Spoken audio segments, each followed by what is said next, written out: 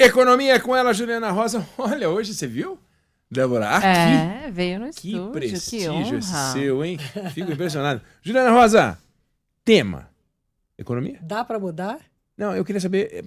Quando eu vi você entrando, eu fiquei por um minuto achando que ela fosse trazer brigadeiro. Brigadeiro, porque veio até aqui, né? Veio até aqui. Presencial. Mas ela ainda tá enrolando. Presencial, mas Enrolando lá. Mas ela no chegou de brigadeiro. mãos vazias, mas cheia de ideias. Relaxa Conta que pra ela gente. tá enrolando. Conta pra gente. Oi, Meg, vim contar que o dólar caiu bastante, viu? Tá na casa dos 5,90. E boa tarde para vocês. Boa tarde para o nosso ouvinte. Olha, o dólar nesse momento tá 5,93, uma queda aí significativa, viu? Tava já há muito tempo acima dos R$ 6.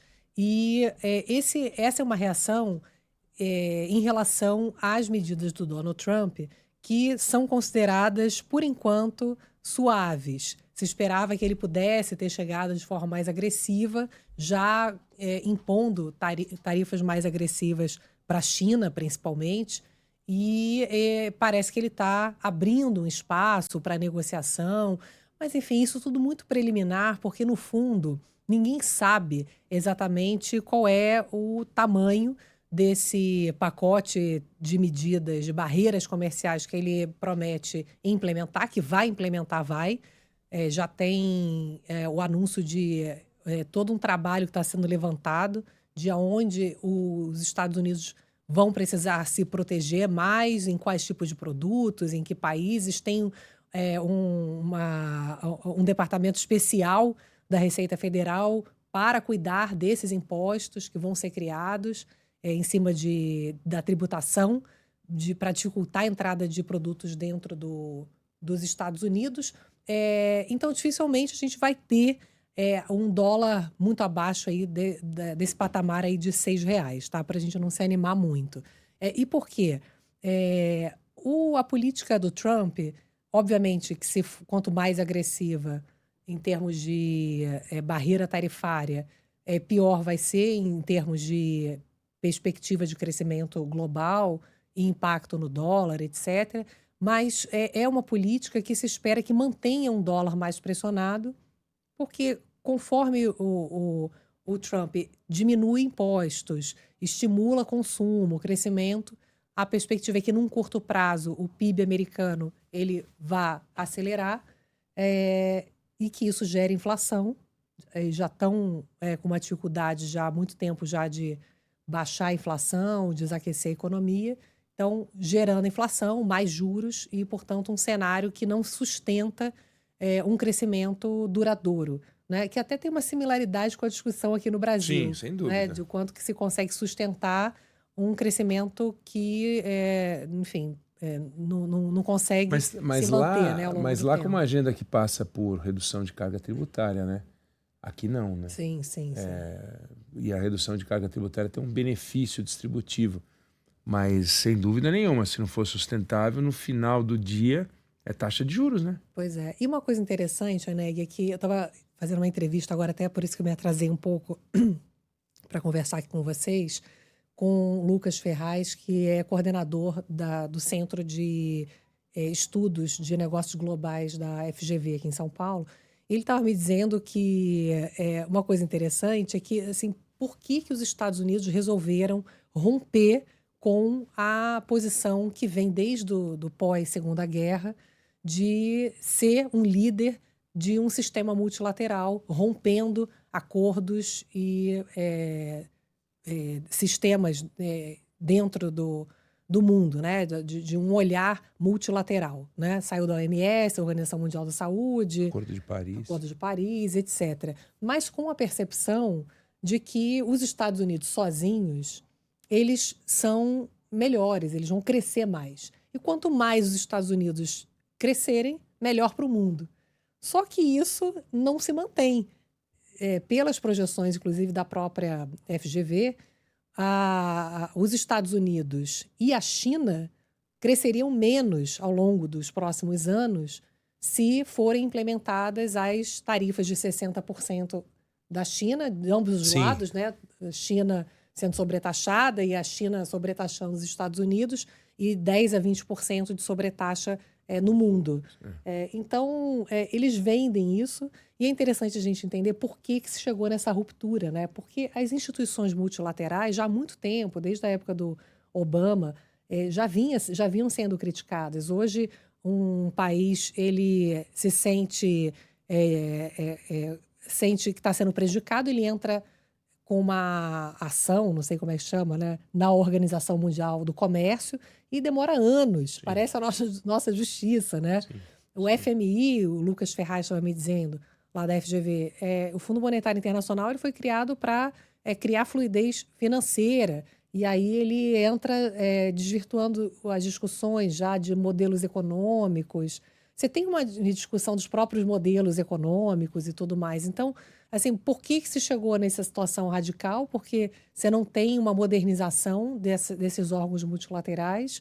E se chegou também nessa ruptura completa, porque podia ter feito algo que levasse a uma forma de repensar essas instituições, mas se chegou nessa ruptura com esse pensamento de que os Estados Unidos sozinhos vão ser melhores porque vão crescer mais e vão entregar o crescimento mundial.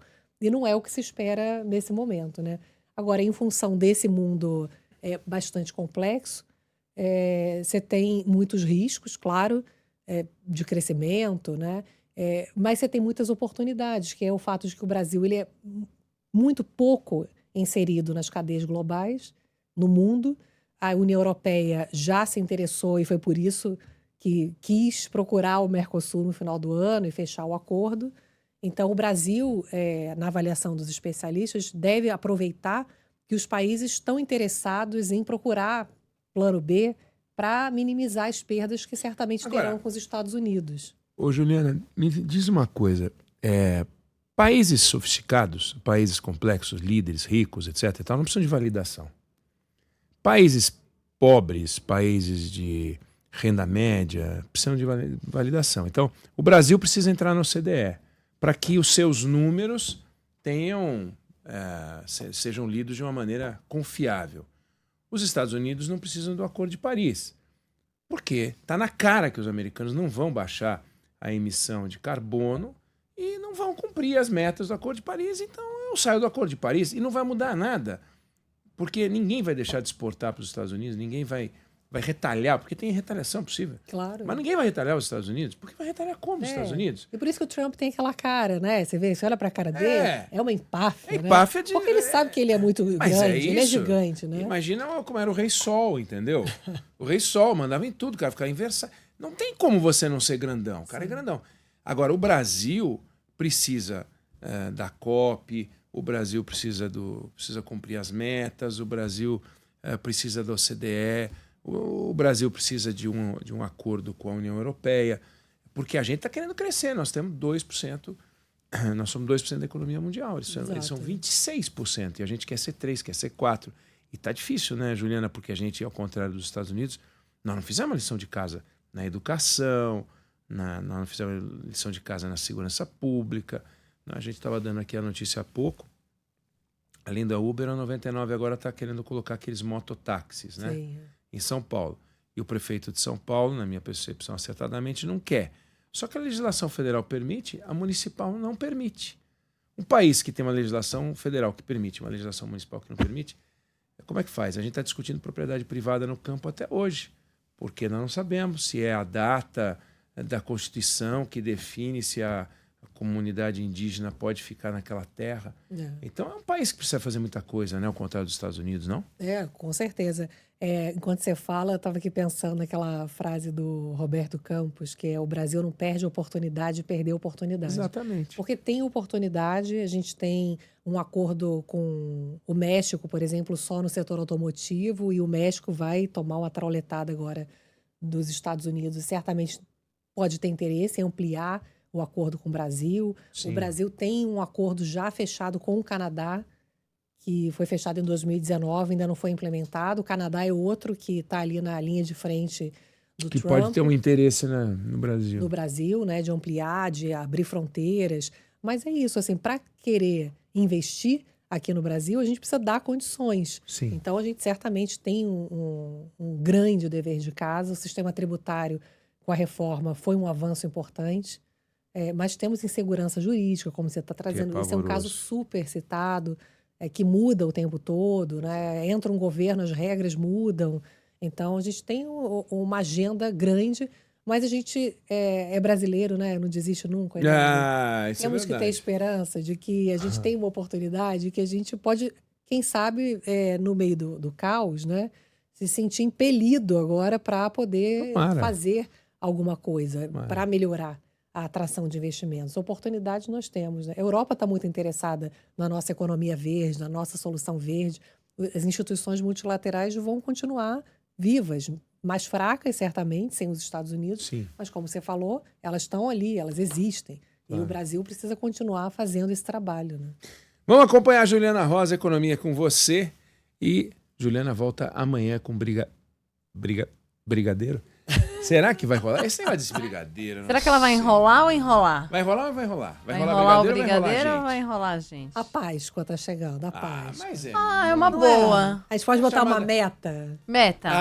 Ao estilo Porque- Dilma. Olha, não, eu já entendi Meta ao que estilo o- Dilma. A gente não estabelece uma meta, quando chegar na meta, a gente dobra a meta.